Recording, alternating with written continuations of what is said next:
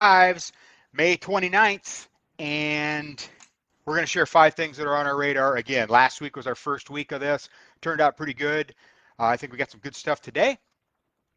Hopefully I didn't cut off the first part. Might have, but note up front, we still recommend social distancing. Only going out if you're healthy and feel safe about it. We know it's way too soon for a lot of folks and not soon enough for others. So just like the governor says, it's up to you to apply your own social distancing. Number 1, the Great Western Trail. Oh, hang on. Number one is wet trails. Um, if you're like me, I like riding dirt now. Mountain bike trails is one of my favorites, but over the past week, we've experienced a lot of rain. We've had some cool days and some wind, so it's going to take a few days, maybe even a week for those trails to dry out. Some are higher elevation than others, some are on the river bottoms. So if you do plan to ride dirt, pay attention. If you're leaving any residue or leaving any mark, you shouldn't be on the trails. Most of the trails have either websites or social media pages that the trail statuses are posted really regularly. A lot of people question them. So just be aware of that. We all hate riding on the ruts that are dried and coming around the corners. And you think riding trails is bad? Wet trails? Check out our number 2. How about riding through concrete? Hopefully this shows up.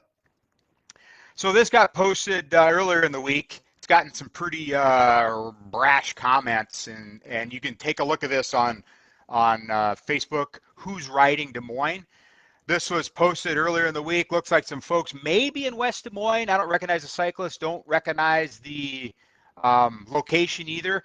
But they rode through some concrete. A lot of bad comments saying people thought they rode through this on purpose. I'm pretty sure they did not ride through this on purpose. Not quite sure which way they were going, though. If you look at the car, if they were flowing with traffic, you'd think there'd be tire tracks going into the concrete, and you can also see the construction bucket, kind of where the tracks end. I can see if they're going with traffic, you're kind of skirting around one of the pylons.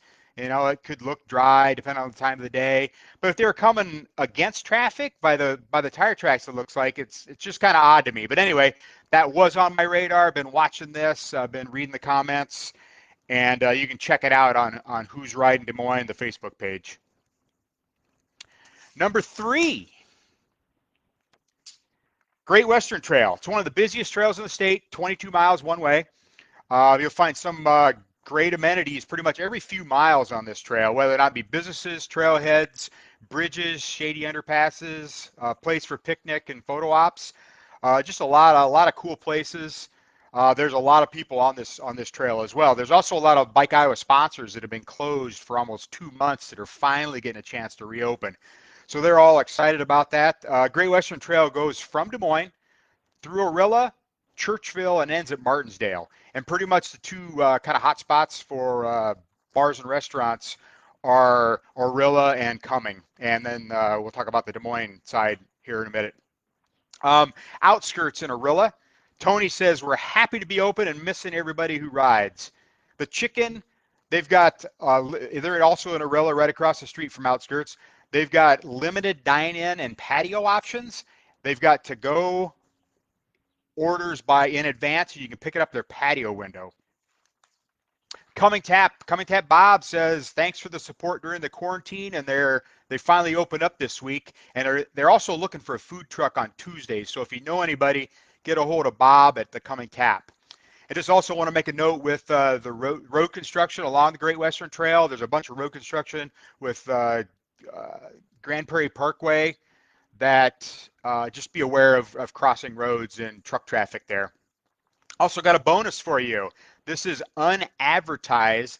Today, the Jethro's is having a soft opening. It's where the old Orlando's used to be. They're supposed to open up, I believe, in late April. They're just finally opening it up today at 4 p.m. So if you stop in there, any of our cycling friends can show up. Talked to Bruce Gerleman yesterday, the owner, and he says tell them if you heard about it on Bike Iowa, you're okay to stop in. This weekend they're also going to be open, but they just, like I say, they're open at soft opening today. Jethro's, let me know. Keep me posted. We're not going to make it down there today, but I'd like to know what you think of the new place. Number 4 on our radar, full court press. If you're familiar with the full court press bars in Des Moines, this is like a business that opened up back in 2001. A group of friends from Carroll, Iowa, started this full court press. One of their first bars, I believe, was a Royal Mile and then El Bait Shop. And since then, they've opened up some of the coolest bicycle-friendly bars in the Des Moines Metro. El Bait Shop was one of the first bar restaurant sponsors that Bike Iowa had, and they came on in 2007. Over 260 beers on tap, and I know Bike Iowa has had countless events start in there. Just a great place to stop by. Jeff Bruning, they call him Bruno, of El Bait Shop. He says they're doing everything possible to make your stop safe and enjoyable. They've got all their patios open and limited dining. They also own the Iowa Taproom, 120 Iowa beers on tap, and from over 30 breweries, and a great Iowa-inspired food menu. And it's a big space. Royal Mile, downtown's premier British pub, offers favorite English dishes, British beers, and extensive Scotch list. High Life Lounge is in the same building as the Bait Shop. It's a 60s style retro corner tap with a lot of nostalgia. A lot of cool, unique food offerings in there too. Truman's Kansas City Pizza Tavern. It's a pizza tavern with a focus on the Kansas City sports teams. And then you've got the Chicken, which you talked about on the Great Western Trail. They specialize in seafood. Just kidding. They specialize in chicken. They're out there, and they're open as well this week. A big old patio on that side. Another one that they own is Hessen Haus. It's a German food with the largest German beer selection in the country. All these places have great patio seating.